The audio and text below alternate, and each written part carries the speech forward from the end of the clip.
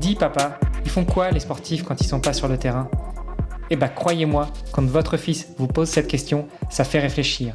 Surtout quand on sait que pas mal d'entre eux jonglent avec un ou plusieurs jobs pour pouvoir joindre les deux bouts. Et j'ai réalisé que beaucoup d'entre nous se posent la même question. C'est pour ça qu'il y a quelques années, j'ai décidé de lancer le podcast Dans les vestiaires pour plonger dans cette double vie. Parce que derrière chaque athlète, il y a une histoire et parfois un autre métier.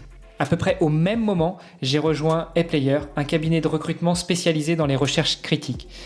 Alors moi, je suis recruteur tech et avec mon associé, on aide les entreprises à trouver les perles rares, mais on accompagne aussi les entités qui veulent définir ou redéfinir une politique de recrutement. Et je peux vous dire que des sportifs de haut niveau, croisés au gré de nos chasses de candidats, on en a vu un sacré paquet. Et oui, parce que, encore une fois, vivre de son sport n'est pas si facile quand on n'est pas installé au plus haut des podiums depuis des années. Et encore, comme une marque bien installée, il faut y rester et se réinventer sans cesse.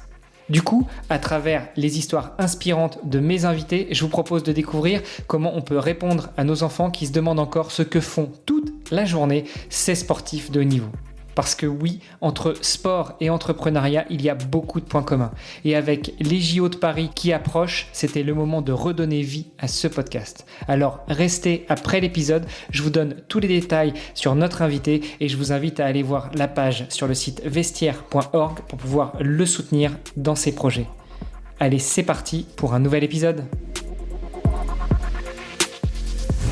Salut les sportifs, c'est Armano et je suis très heureux de vous recevoir pour un nouvel épisode du podcast Dans les vestiaires. Et je suis très heureux de recevoir une invitée, ancienne sportive de haut niveau, qui malgré tout l'est toujours, sportive un jour, sportive toujours. C'est une femme qui jouait en sport individuel mais avec un volant et non pas une balle, comme on a pu recevoir Victor Crouin qui est dans le top 10 mondial du squash. Je suis très heureux de tendre le micro à Sandra Dimbourg. Salut Sandra. Salut Armando. Bon, enchanté de te recevoir. Tu vois, aujourd'hui, c'est épique. Hein. C'est comme un départ d'une course ou le lancement d'une compétition qui ne veut pas démarrer, mais on va y arriver. Sandra, j'espère que tout va bien pour toi aujourd'hui. Tout va bien pour moi aujourd'hui. Je suis en plongée dans les Landes. Il fait pas super beau, mais il fait pas très froid, donc tout va bien. Bon, écoute, on va revenir là-dessus sur le en congé dans les Landes.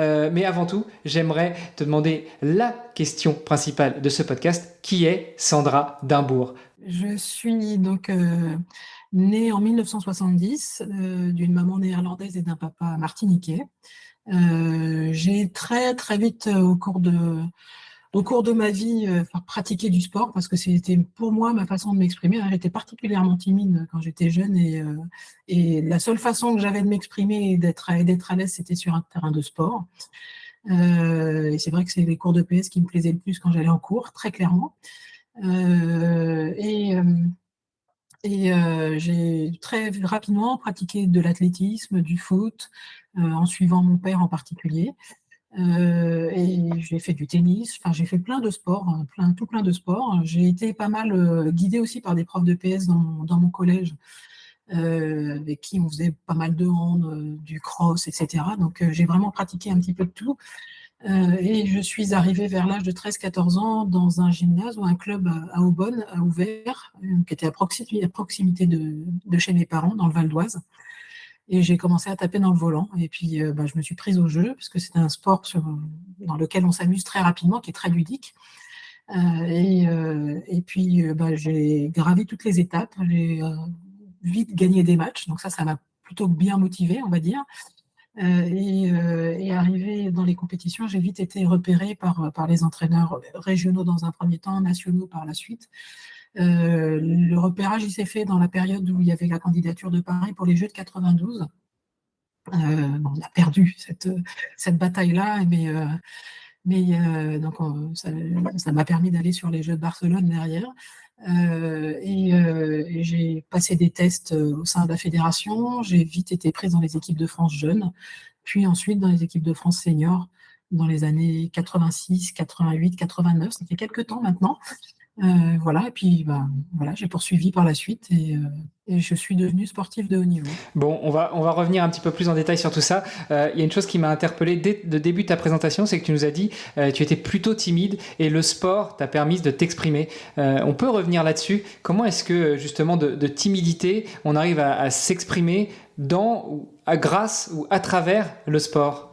Bah déjà, on n'a pas forcément besoin de parler pour jouer au badminton, on va dire ça. Mais non, c'était des terrains dans lesquels j'avais confiance en moi parce que je connaissais un petit peu mes capacités, même si j'étais jeune, je connaissais un petit peu mes capacités, puis je m'éclatais à jouer en fait, hein. C'était le jeu, c'est surtout le jeu, moi, qui me plaisait. J'ai vite pris confiance parce que ce soit en athlétisme, au foot ou quel que soit l'endroit, le type de terrain, je jouais plutôt pas trop mal. Enfin, en tout cas, j'avais l'impression de pas trop mal jouer. Donc, avoir confiance en soi permet de s'exprimer assez facilement derrière. Et puis, au fur et à mesure, j'ai rencontré du monde dans les compétitions de badminton, dans les compétitions d'athlétisme, au foot. J'ai rencontré beaucoup de monde. On faisait pas mal de sorties, on faisait pas mal de déplacements, et ça m'a permis d'avoir des contacts et de m'exprimer tout simplement, aussi bien sur le terrain qu'en dehors du terrain. Et ça m'a permis d'acquérir un certain nombre de compétences aussi, hein, à travers le sport que j'avais du mal à toucher du doigt à travers l'école, on va dire ça comme ça. Bon, on reviendra aussi sur ce point, l'école. Est-ce que tu penses que, comme tu nous l'as dit, les victoires qui sont très vite apparues t'ont permis aussi de gagner en confiance en toi et peut-être justement de te permettre de t'exprimer mieux, d'être un peu moins timide, d'être un peu plus extraverti? Clairement, clairement. Déjà, on prend confiance à chaque fois qu'on gagne un match, ou même déjà quand on gagne un point, puis ensuite un set, puis ensuite les matchs. Ça permet d'avoir confiance en soi et de vouloir y retourner. Et à partir du moment où on commence à avoir confiance quelque part, on est plutôt positif, constructif dans le dispositif, et ça permet de s'exprimer plus facilement. Et puis voilà, comme je disais tout à l'heure, d'acquérir un certain nombre de compétences dans le jeu, à travers le jeu, et qui m'ont construit, qui clairement m'ont construit. Bon, on l'aura compris, donc ta carrière de sportif de haut niveau a débuté quand? Dans les années 83, 4, 5, pour se terminer au tout début des années 2000? Je dirais plutôt 88, 89, c'est là que j'ai été listée pour les premières fois. Et puis jusqu'en 2002, j'étais listée jusqu'en 2002, mais j'ai arrêté l'équipe de France juste après les Jeux de Sydney. Donc tu disais, tu as arrêté ta carrière de sportif de haut niveau, enfin tu as quitté l'équipe de France juste après les Jeux de Sydney, c'est ça? Ouais, c'est ça, ouais. Après, j'ai continué à jouer un petit peu parce que je préparais le professorat de sport à l'époque, à ce moment-là. Mais j'ai arrêté l'équipe de France juste après les Jeux. J'ai joué avec mon club, principalement les interclubs. J'ai fait un dernier championnat de France. Et puis après, je suis passée de l'autre côté de la barrière. Et cet autre côté de la barrière, est-ce que ça t'a amené, on reviendra beaucoup plus en détail là-dessus, mais là tout de suite à chaud, est-ce que ça t'a justement amené à repérer, découvrir, encadrer, porter vers le plus haut niveau d'autres sportifs ou d'autres sportifs? Oui, parce que j'ai passé le professorat de sport et j'ai vite été affectée à un pôle France au Krebs de Châtenay-Malabry. Donc j'ai dû encadrer des jeunes. Puis ensuite, après 3-4 ans d'expérience, on m'a fait confiance et on m'a permis d'aller sur l'équipe de France féminine, l'équipe de France senior féminine, ce qui m'a permis de côtoyer les meilleures joueuses de l'époque, et de les accompagner le plus loin possible, en allant jusqu'aux Jeux de Pékin, par exemple, avec Ondiane Pi. Alors, c'est pas moi qui l'entraînais et qui la coachait, mais j'ai eu l'occasion de pouvoir la coacher quelques fois sur certains tournois. Donc, ça m'a permis d'accompagner tout un tas de jeunes derrière et de prendre conscience aussi d'un certain nombre de choses qu'on ne voit pas forcément quand on est athlète. Voilà. Donc, déjà dans le jeu, de comprendre mieux certaines choses, même si en jouant, j'ai beaucoup appris, hein, mais quand on devient entraîneur, on passe de l'autre côté de la barrière, c'est plus tout à fait la même chose. Hein, on n'est plus sur soi, on est sur s'occuper des autres. Et là, c'est pas la même chose. Il faut apprendre à connaître les gens, il faut apprendre à connaître leur façon de jouer, leur façon d'appliquer un certain nombre de consignes.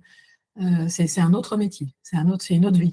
C'est intéressant ce que tu dis et je me pose la question, du coup, est-ce que pour être un très bon sportif de haut niveau ou une très bonne sportive de haut niveau, il ne faudrait pas aussi, dans le cadre du début de sa carrière, commencer à coacher, commencer à entraîner? Alors après, le problème, c'est qu'une carrière de sportif ou de sportif de haut niveau, bah, c'est déjà très, très, très chargé. Il faut s'entraîner, il faut récupérer, il faut aller à la recherche de partenaires / de sponsors, il faut faire les stages d'entraînement avec les équipes de France, etc. Donc, ça rajouterait une brique de plus, mais est-ce que tu ne crois pas que justement, une fois qu'on a déjà été listé une fois ou deux sur les listes ministérielles de sport de haut niveau, on pourrait aussi, au-delà de la simple envie de transmettre, mais avoir cette expérience que d'être entraîneur, alors que ce soit de niveau débutant ou de jeune, jusqu'à être assistant entraîneur du plus haut niveau, pour comprendre aussi comment est-ce que ça fonctionne de l'autre côté de la barrière? Je pense que ça dépend des sportifs. Il y a des sportifs pour qui ce serait bien,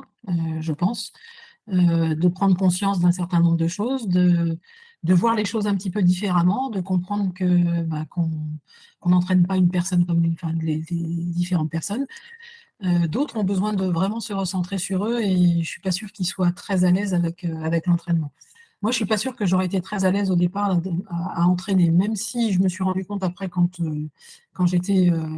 j'accompagnais les jeunes joueurs et que j'avais sur le CREPS, au Pôle France, que il y a un certain nombre de choses qui m'auraient peut-être servi à ce moment-là. Mais si j'avais fait ce parcours, peut-être, je ne sais pas. Franchement, je ne sais pas. Mais je pense que ça dépend des sportifs. Il y a des sportifs qui seraient capables de le faire, d'autres qui seraient moins capables de le faire, qui auraient d'autres compétences développées, mais voilà, je pense pas qu'on puisse généraliser ce genre de choses-là. C'est comme on n'entraîne pas tous les sportifs de la même façon. Je pense que c'est la même chose sur la carrière d'un sportif.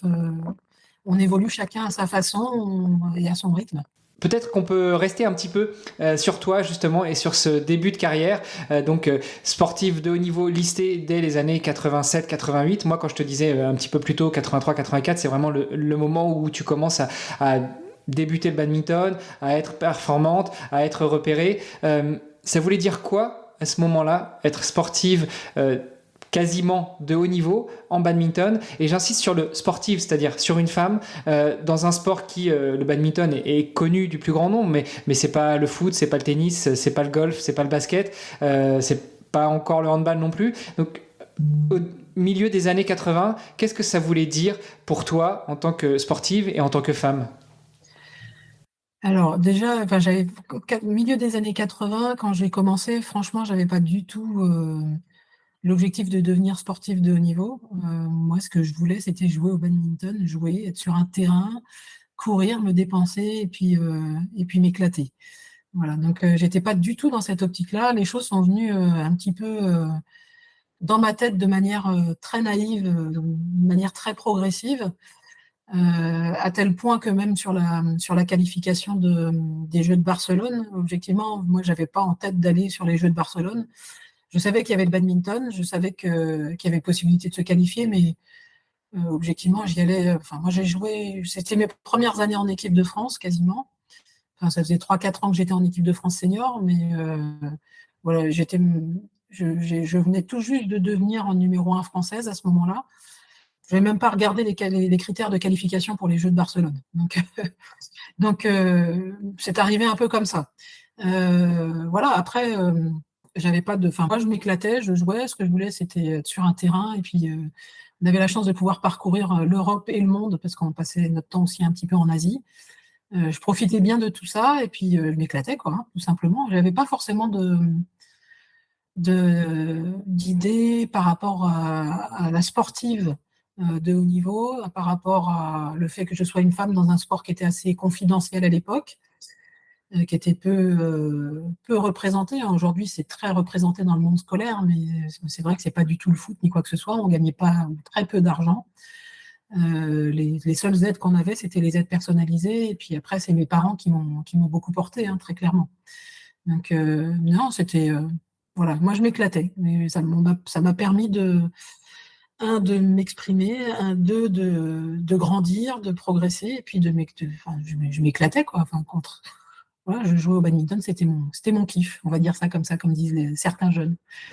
Bon, le sport dans sa plus belle, sous son plus bel apparat, enfin, non, plus moins, ce que moi je trouve comme étant le plus beau, c'est-à-dire ton objectif c'était pas d'être championne du monde, championne olympique, sportif de haut niveau en badminton. Ton objectif c'était de jouer et de t'éclater. Et c'est comme ça que tu as progressé. Alors il y en a qui ont les dents longues et puis qui dès le début, dès le plus jeune âge, ont envie de se retrouver tout en haut, mais c'est quand même moins grandiose, moins sain peut-être quelque part que la personne qui veut juste pratiquer son sport pour s'éclater, pour s'amuser, pour le plaisir, et qui forcément va se mettre à un moment à le transmettre aussi, pour rebondir un peu sur la question de tout à l'heure et du coaching, et puis même les années qui ont suivi après pour toi. Oui, ça, enfin, moi, clairement, on peut dire que le sport m'a construit, hein, parce que je suis toujours aujourd'hui dans le monde du sport, je travaille toujours dans le monde du sport, et c'est un peu ma famille, quoi. Donc, enfin, j'ai trouvé une famille, en fait, hein.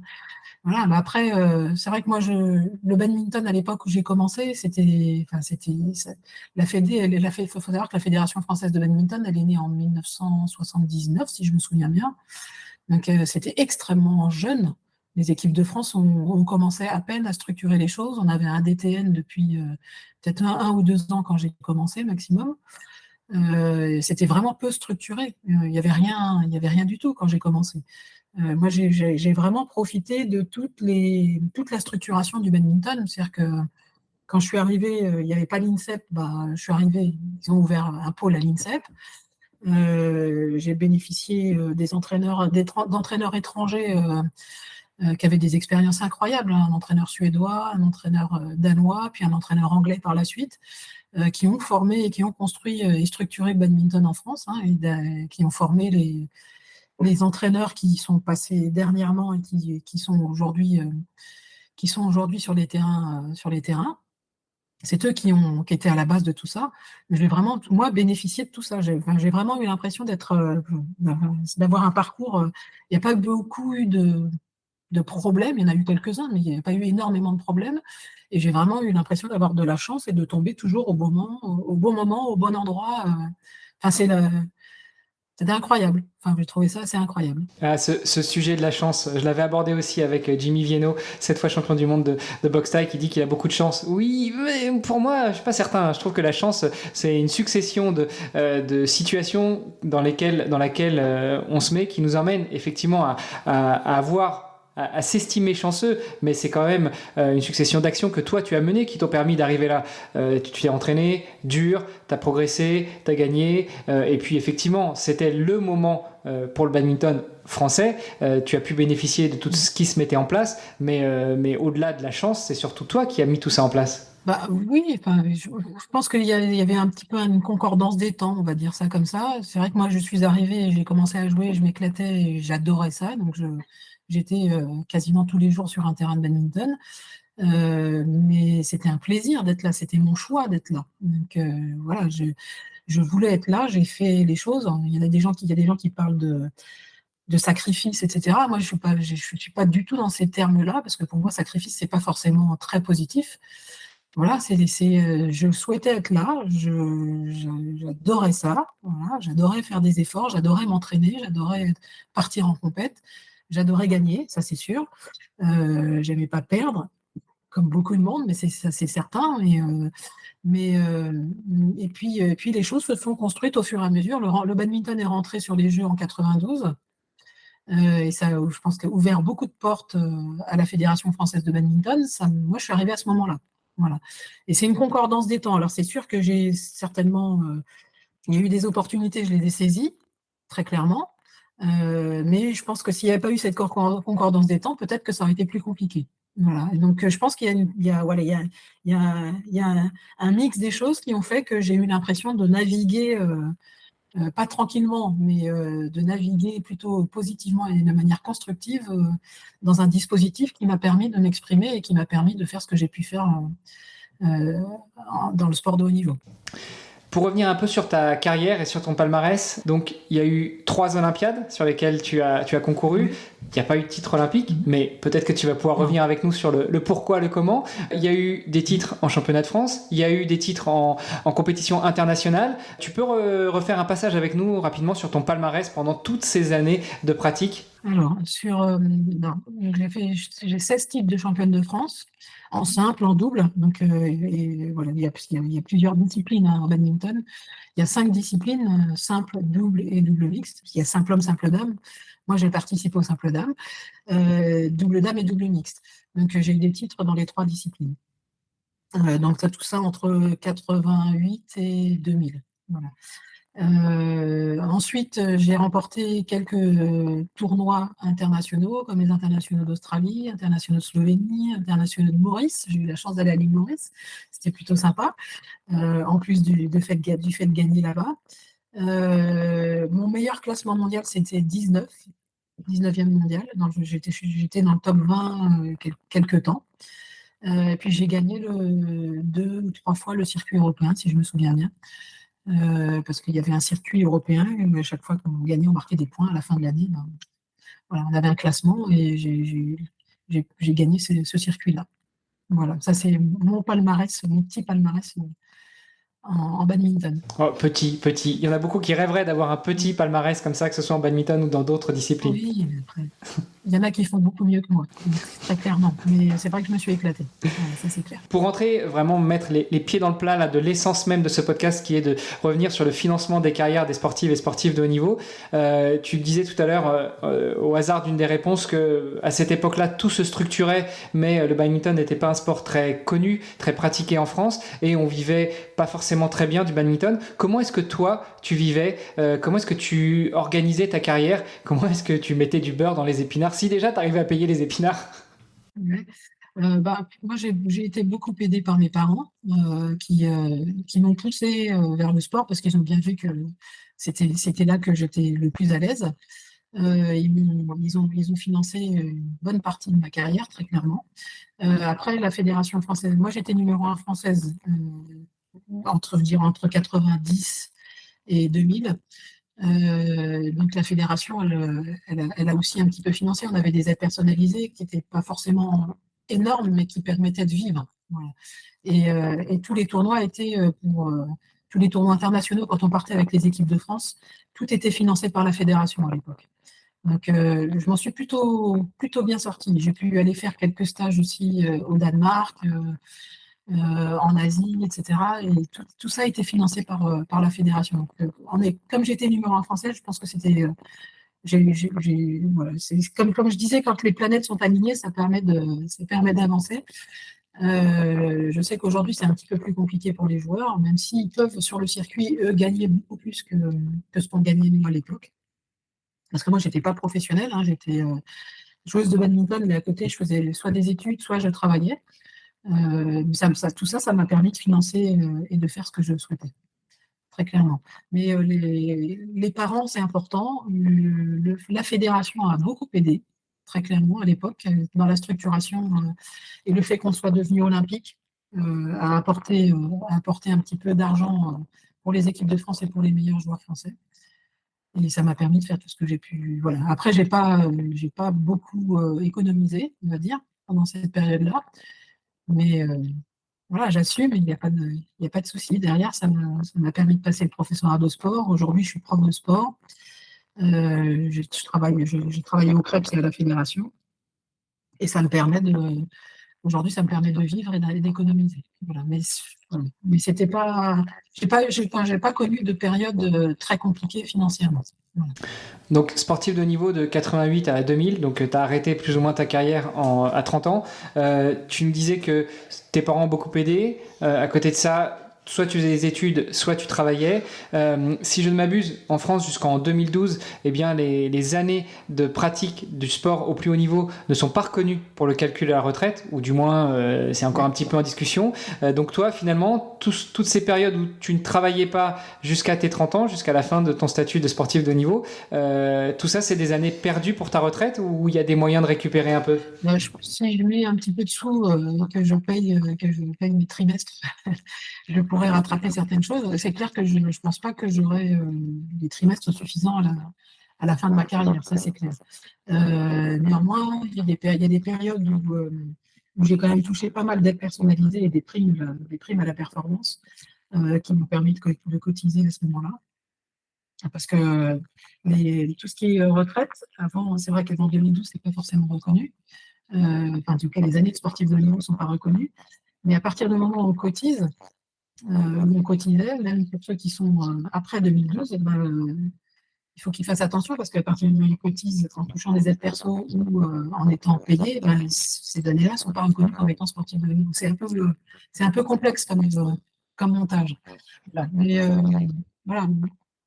C'est sûr que j'aurais pas ma retraite, mais je pense qu'on ne sera pas beaucoup à avoir notre retraite à taux plein à cette époque-là. Donc, je compte sur d'autres choses pour pouvoir payer ma retraite, clairement. C'est clair, on n'est pas tous des basketteurs ou des footballeurs. Je peux te laisser relancer parce que le son à nouveau se dégrade. Pas tellement pour moi, mais D'accord. pour les auditeurs après. Ok, donc effectivement, quelques années, alors avec ce calcul de la retraite française qui est toujours un petit peu alambiqué, on cotise, mais on n'a pas forcément toutes les années, etc. Bref, maintenant tu es, comme tu disais, professeur de sport. Qu'est-ce qui a, vers les années 2000, déclenché chez toi cette envie ou ce besoin d'arrêter et ou de te reconvertir? Alors, le besoin d'arrêter, c'est que ben, je sentais, enfin, ça faisait quand même quelques années que je jouais à haut niveau et je commençais à prendre un petit peu moins de plaisir à l'entraînement. Donc, ça me paraissait logique. Et puis, je m'étais dit, à partir de 30 ans, il faut quand même que je commence à me mettre à travailler aussi un petit peu quand même si j'avais déjà travaillé un petit peu avant, mais voilà. Après, sur le choix de la reconversion, moi, tout au long de ma carrière, j'ai tout fait pour ne pas faire des études dans le sport, parce que j'avais besoin, dans le cadre de mon activité sportive, de pouvoir m'éloigner de cette activité sportive et de faire autre chose que du sport pour m'aérer un petit peu la tête et pour éviter comment dire, de saturer. Parce que si je passais mon temps à faire du badminton, tout le temps, tout le temps, tout le temps du badminton, ben j'ai vite vu que ça ne fonctionnait pas et que j'étais pas bien. Donc j'ai fait des études plutôt journalisme, communication. J'ai travaillé pendant 2-3 ans en tant qu'attaché de presse à la fédération. Et puis après, enfin, j'ai quand même, surtout l'année avant les Jeux, de Sydney, j'ai pas mal cogité sur ce que je souhaitais faire. Et je ne me voyais pas ailleurs que dans le monde du sport, voilà, très clairement. Donc j'ai fait le choix de rentrer au professorat de sport haut niveau, qui est une formation qui permet, enfin, qui nous forme et qui nous prépare au concours de professorat de sport, avec des places qui sont réservées aux sportifs de haut niveau. Alors moi, je n'ai pas bénéficié de ces places-là parce qu'en fait, au bout de la première année, j'ai passé le concours.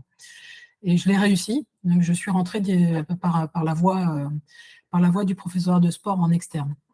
Et puis, j'ai commencé à travailler, tout simplement. Voilà, c'est un petit peu comme ça que j'ai construit ma fin de carrière. Voilà. Et comment ça se passe pour une ancienne sportive de haut niveau qui se met à travailler? Alors, prof de sport, donc ça veut dire que tu n'étais pas non plus devenu un col blanc à passer 40 heures par semaine derrière un bureau, mais du coup, tu étais quand même astreinte à certaines règles et peut-être un petit peu moins libre que quand tu construisais ton planning d'entraînement dans la semaine. Donc, comment ça se passait à ce moment-là? Alors, comment ça se passait? Alors, déjà, il a fallu que je passe de l'autre côté de la barrière parce que même s'il y avait eu un an entre la fin de ma carrière en équipe de France et le moment où j'ai pris mes fonctions de prof de sport auprès de la Fédération française de badminton, hein, je suis restée un petit peu dans le badminton pendant quelques temps. Moi, ma difficulté, ça a été déjà de passer de l'autre côté de la barrière, c'est-à-dire de plus penser que à moi, mais penser aux autres. Ça, c'est la première chose. Et puis surtout de me fixer des objectifs qui ne soient pas aussi parlants pour moi que quand on est sur un terrain de badminton où l'objectif c'est d'aller gagner un match, c'est d'aller gagner un tournoi, c'est d'aller gagner un circuit, de jouer pour l'équipe de France et de faire gagner l'équipe de France. C'est pas tout à fait la même chose et ça c'est vrai que il y a eu des moments où ça a été un petit peu plus compliqué que d'autres. Il a fallu aussi apprendre à travailler avec les autres, avec des collègues qui travaillaient pas tout à fait au même rythme que moi. Je dis pas que c'est pas bien, hein. Eux, ils ont de l'expérience, etc. C'est que quand on est athlète, on a tendance enfin, on demande aux athlètes d'être réactifs, de changer les choses rapidement, parce que si on change pas les choses rapidement, ben on n'avance pas, on progresse pas, donc on gagne pas. Dans le monde du travail, c'est un petit peu différent, donc il a fallu prendre un petit peu le rythme là-dessus. Alors, je me suis pris quelques petites réflexions et quelques petits retours mais qui m'ont fait progresser, qui m'ont fait réfléchir à un certain nombre de choses. Et puis surtout qui m'ont appris à travailler avec les autres, très clairement. J'avais appris un petit peu à travailler avec les autres quand on est sur un terrain de badminton, quand j'étais joueuse, mais je jouais pour moi. Voilà. Là, je ne travaillais pas pour moi. Je travaille en partie pour moi parce que ça me fait progresser, que ça me fait avancer. Mais je travaillais avec des collègues et je travaillais pour des joueurs, pour une fédération. Voilà. Donc, ça m'a beaucoup perturbé pendant quelques temps, mais ça m'a fait progresser, ça m'a permis de m'ouvrir un petit peu plus aux autres. On va dire ça comme ça. Bon, et puis de la Fédé de badminton, tu es passé à d'autres activités, toujours dans le monde Ouais. du sport. Tu as intégré le CREPS d'Île-de-France, où là, tu as accompagné des sportives et des sportifs de haut niveau.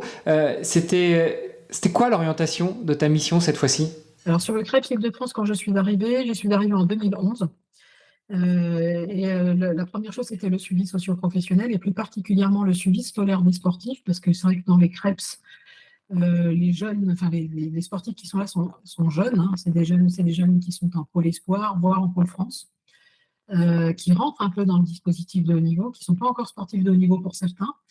Et l'idée, là, c'était de construire tout un dispositif qui leur permette de faire et leurs études, que ce soit collège ou lycée, voire université derrière, et de pratiquer leur discipline favorite. Donc c'est assez rigolo parce que moi, j'étais pas forcément super à l'aise avec l'école quand j'étais jeune. Enfin, j'ai navigué, hein, j'ai obtenu mon bac comme tout le monde, etc. Mais c'était pas ma tasse de thé. Et puis, je me retrouve à faire du suivi scolaire et aller travailler avec des profs et des établissements scolaires pour améliorer la qualité des aménagements et de l'accompagnement des jeunes en pôle. Donc, c'est un petit paradoxe rigolo. Mais j'ai beaucoup aimé ce travail-là.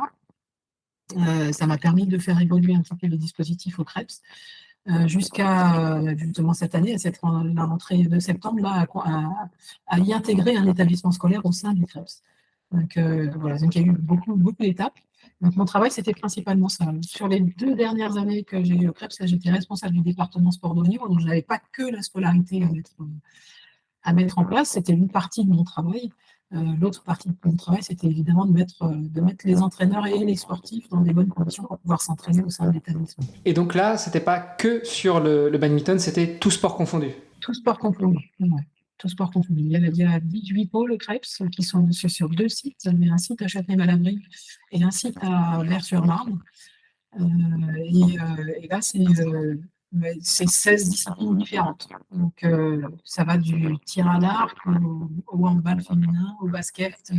Donc, il y a de tout avec des cultures sportives très, très différentes. C'est super intéressant, c'est très, très enrichissant de voir tout ce petit monde. C'est à peu près 200 sportifs qui sont répartis sur les 2 établissements. Alors, il y en a plus sur Châtenay que sur Vers-sur-Marne, mais c'est un petit niveau de sympa. Tout ça, ça m'inspire une nouvelle question. Comment est-ce que toi qui as grandi, entre guillemets, qui a évolué toutes ces années dans le sport, en commençant en tant que sportif de haut niveau, puis entraîneur, puis après en intégrant le CREPS, comment est-ce que tu as vu évoluer aussi les générations de sportives et sportifs de haut niveau? J'imagine que les petits jeunes de 2023 sont plus les mêmes que les petits jeunes de 2001, 2002, 2003 que tu as commencé à suivre, à encadrer. Non, c'est pas du tout. Enfin, moi, je pense que c'est pas du tout les mêmes profils.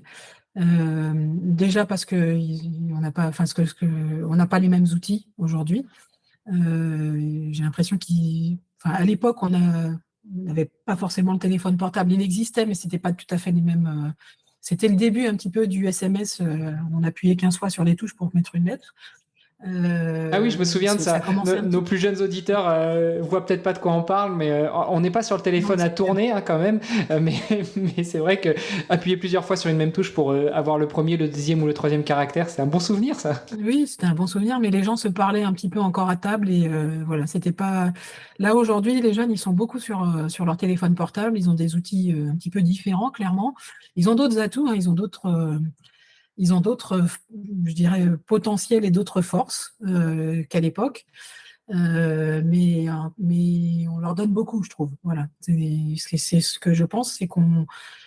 Alors peut-être parce que nous, on n'avait pas forcément tout et que aujourd'hui, on a la possibilité d'avoir beaucoup de choses et de leur offrir beaucoup de choses, mais je trouve qu'ils ne les gagnent pas beaucoup, pour certains en tout cas.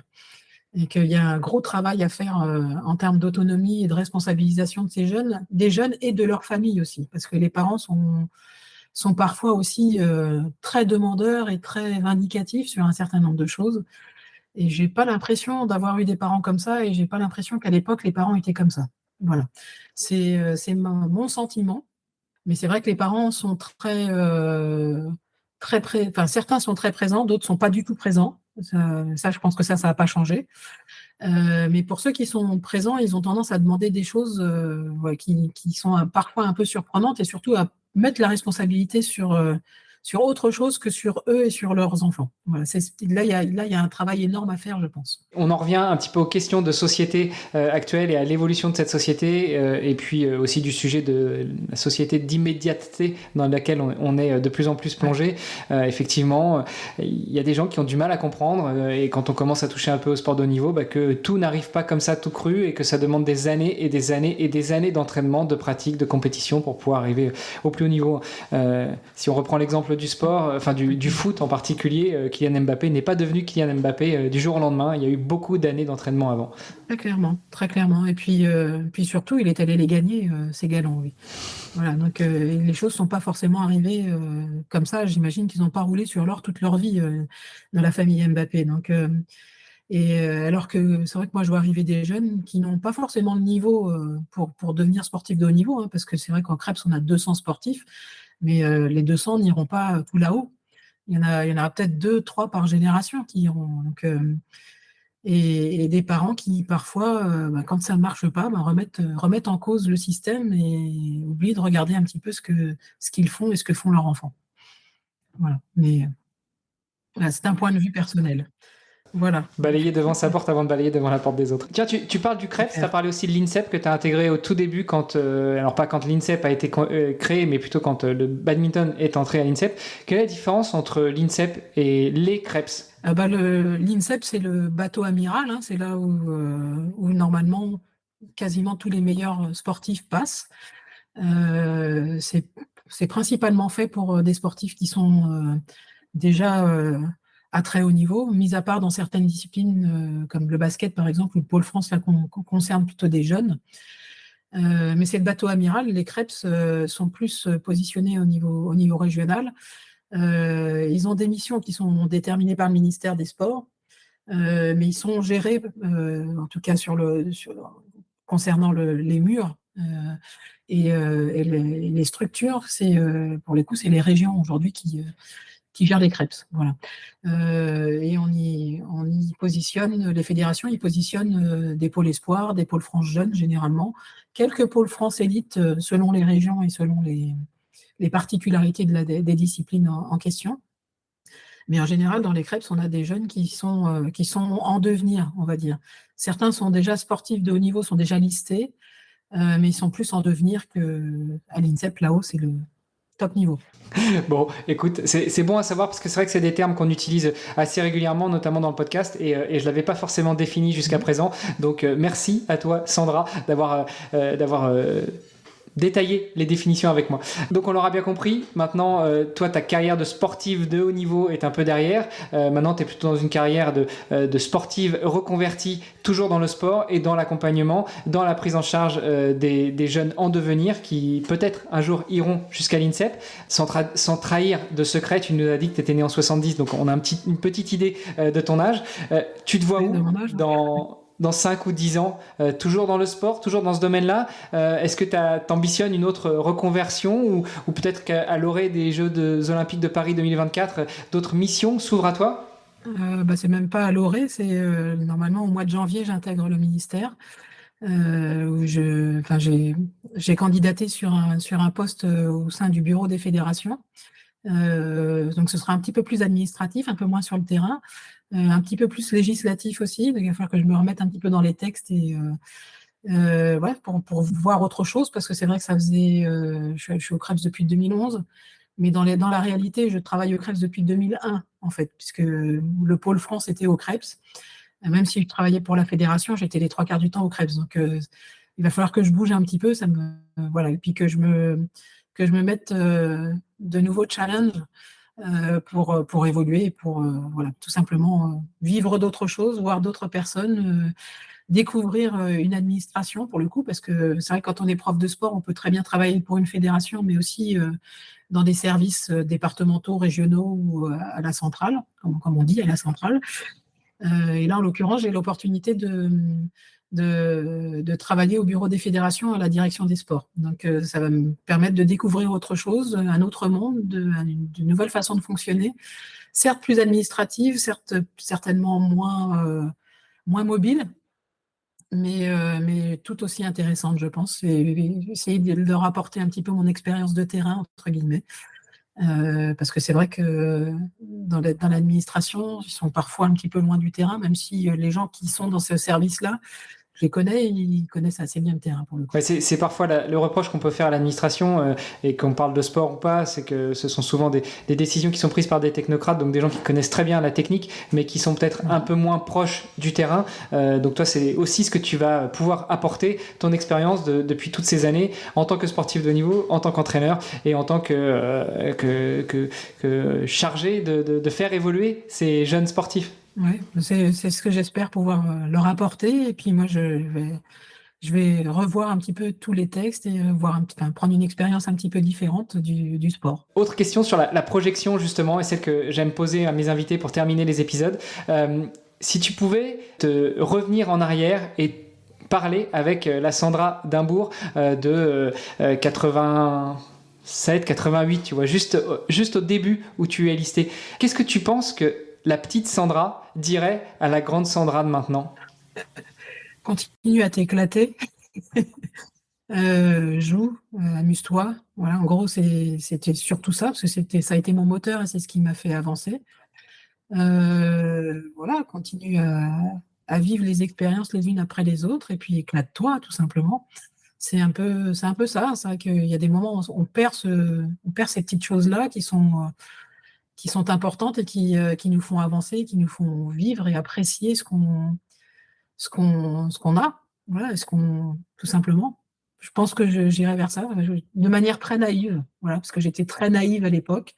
Parce que comme beaucoup d'enfants, hein, il y a beaucoup de naïveté et cette naïveté m'a toujours permis d'avancer. Bon, parfois, on m'a rattrapé un petit peu par le callback et on m'a dit ouais, mais regarde ça avant. Mais ouais, y aller en s'amusant, en s'éclatant, en prenant plaisir dans ce qu'on fait.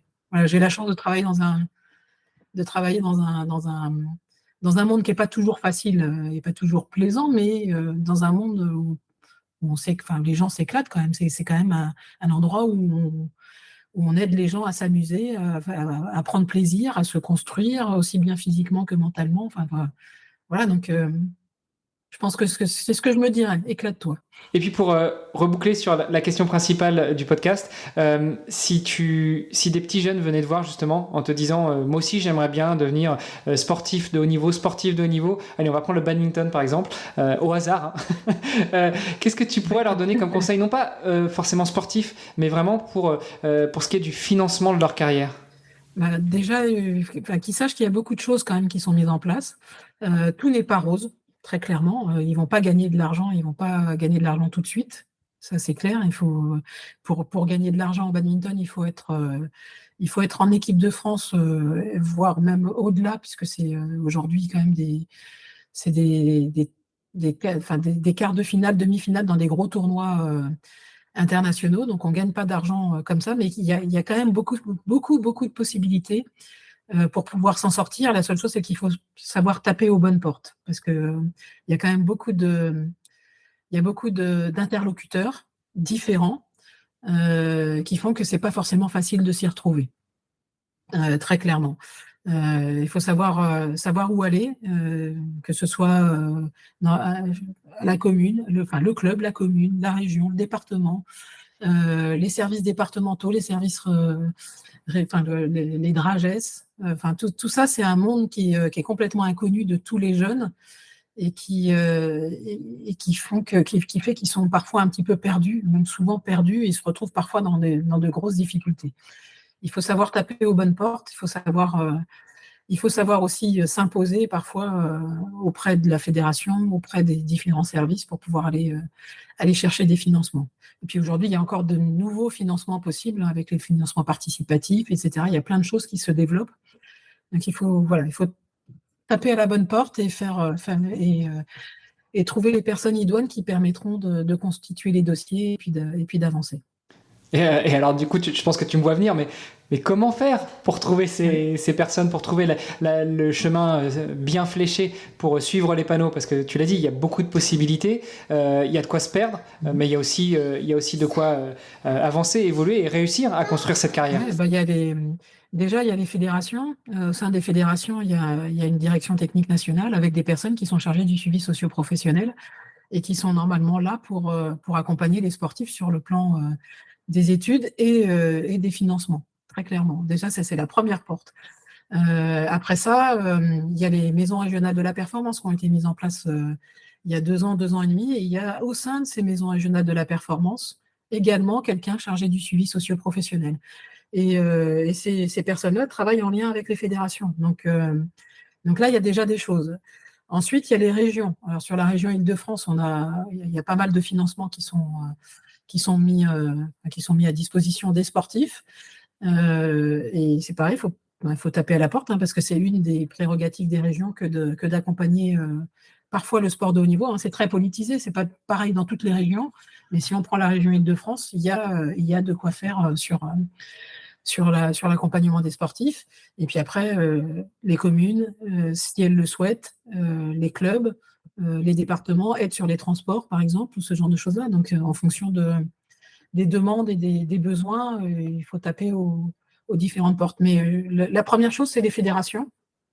Le chargé du suivi socio-professionnel doit pouvoir orienter les sportifs dans la bonne direction. C'est normalement ce qui se passe.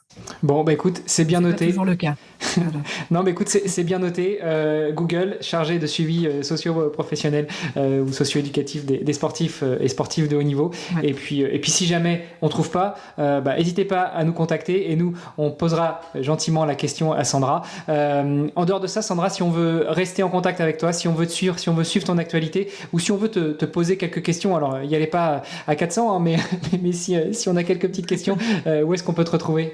Moi, j'ai un compte LinkedIn. Donc, déjà, sur le plan professionnel, s'il y a des gens qui souhaitent me poser des questions, on peut me poser des questions sur ce compte-là.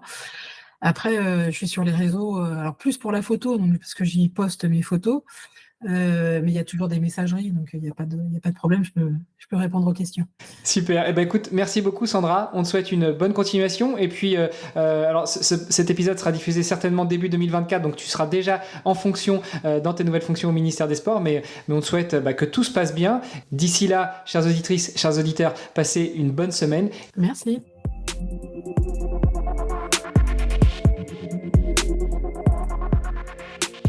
Derrière chaque médaille, chaque record, il y a une histoire et j'espère que vous avez apprécié celle de Sandra Dimbourg que vous venez d'entendre. Venez nous raconter tout ça sur les réseaux sociaux du podcast. Tous les liens sont dans les notes de l'épisode. Et surtout, je vous le répète à chaque fois, n'oubliez pas de visiter vestiaire.org/Dimbourg, Dimbour, pour en savoir encore plus sur Sandra Dimbourg et nous aider non pas à la soutenir elle financièrement dans son projet, mais à soutenir toutes les autres invités et tous les autres invités du podcast qui se battent au quotidien pour représenter leur pays dans leur sport. C'est grâce à vous que toutes ces sportives et tous ces sportifs trouveront toutes les ressources pour travailler dur et pour atteindre leurs objectifs. La philanthropie sportive, est-ce que ça vous parle ? Eh bien là aussi, je vous en parle à chaque épisode. C'est notre mission sur le podcast Dans les vestiaires. On vous fait découvrir les athlètes qui se battent chaque jour pour la gloire de leur nation. Mais ils ont besoin de vous. Chaque soutien compte. Et on est 100% transparent. Vous donnez 1 euro, on reverse 1 euro aux sportives et aux sportifs que l'on soutient. En cette année 2024, certains ont pu financer leur année olympique, mais ce n'est pas le cas de tous les invités. Beaucoup rencontrent des difficultés pour financer leur année, qu'elle soit olympique ou pas. Alors, Visitez notre site pour les soutenir et partager tous ces épisodes au maximum pour faire découvrir les combats de ces guerriers. Rejoignez-nous dans cette magnifique aventure sportive. Sportez-vous bien, entraînez-vous bien, prenez soin de vous, fêtez bien ce réveillon du nouvel an 2024. Et puis si le réveillon est déjà passé, j'espère que vous en avez bien profité et que vous n'avez pas trop abusé. Dans tous les cas, allez faire un peu de sport pour évacuer tout ça et prendre du plaisir. On se retrouve dimanche pour un nouvel épisode de la série régulière avec un sportif ou une sportive de haut niveau, et on se retrouve mercredi pour un nouvel épisode avec celles et ceux qui font le sport. Salut les sportifs!